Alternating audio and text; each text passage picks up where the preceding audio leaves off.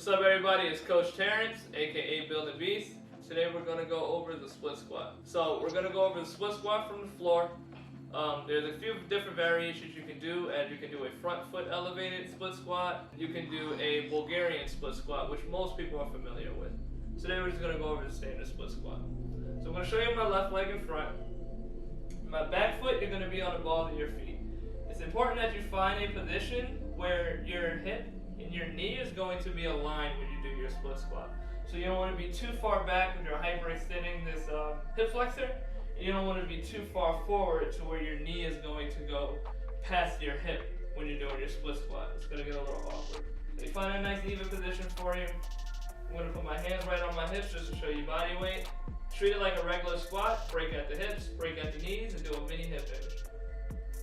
Get that back knee as low as you can. If you tap it, very light tap to the floor.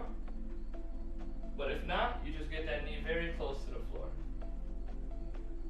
So why do I like split squats? Split squats is a very challenging variation to do on your lower body. It's good to do any unilateral loading on the body. It exposes a lot of weak areas. It builds up a lot of control within your body.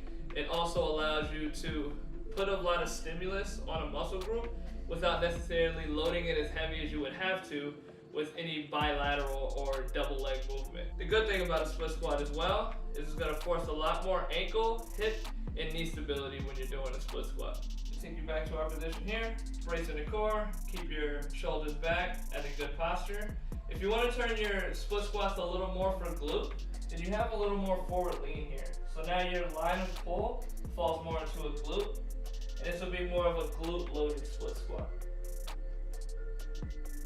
Now this one is more of a hip hinge. You're not just leaning over, you're just hip hinging more to load that glute and put the line of pull here as you do your split squat. The more upright we would be more quad dominant. Still the same pattern, just a little change in your hip position here. Quad dominant, hip hinge, glute focus. Very important key when you're doing your split squat is where your knee is tracking. So we want to make sure that when we're doing our split squat, our knee doesn't track inside of our big toe. It's going to put a lot of stress on the knee joint. You want to make sure that this knee is lined up with your second and third toe. Keep it aligned right in the middle here and not here. So what I also like to tell people, start off with that knee aligned with the middle of your foot